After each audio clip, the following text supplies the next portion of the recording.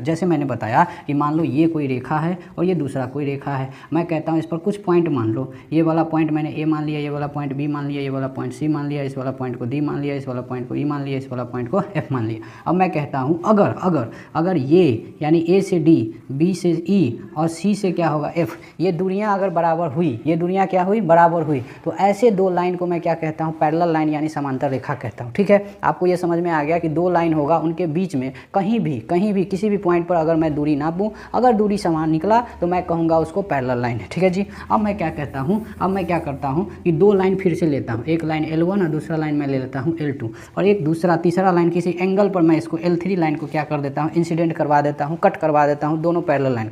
अब आप क्या देखेंगे, अब आप ये देखेंगे कि मैं क्या कहता हूँ कि ये एंगल अगर अल्फा है, ये वाला एंगल कितना है, अल्फा है, तो अकॉर्डिंग टू एकांतर कोण, जिसको मैं कहता हूँ अल्टरनेट एंगल के कारण, कि जहाँ भी जेड प्रकार की आकृति बनती है, तो बताओ जेड में क्या गो वर्टेक्स हुआ, दो वर्टेक्स हुआ, तो कहा जाता है ये वाला एंगल अगर थीटा है तो ये वाला भी एंगल क्या होगा, थीटा होगा। ये कौन कहता है, तो अल्टरनेट एंगल कहता है, एकांतर कोण कहता है। तो ये वाला एंगल अगर मुझे बताओ तो ये देखो, ये जेड आकार की आकृति बन रही है कि नहीं, ये वाला अगर कोण कितना है, अल्फा है, तो ये वाला भी कोण क्या होगा, अल्फा हो। तो ये अगर अल्फा है तो ये भी अल्फा होगा। क्यों हुआ, एकांतर कोण के कारण हुआ। और एक एंगल आता है जिसका नाम होता है कॉरस्पॉन्डिंग एंगल, जिसको मैं कहता हूँ संगत कोण। संगत कोण कहता है कि देखो ये लाइन है, इस लाइन के राइट साइड में है, तो ये वाला आपको राइट साइड वाला लेना है, और कहता है कि लाइन के ऊपर है, तो ये वाला एंगल अगर अल्फा है, तो संगत कोण क्या कहता है, संगत कोण क्या कहता है कि इस लाइन के ऊपर वाला, लाइन वाला हिस्सा में अगर ये वाला एंगल लाइन के ऊपर है, तो ये भी एंगल क्या होगा, लाइन के ऊपर ही होगा और सेम साइड होगा। दैट मीन्स ये वाला भी एंगल कितना होगा, अल्फा होगा।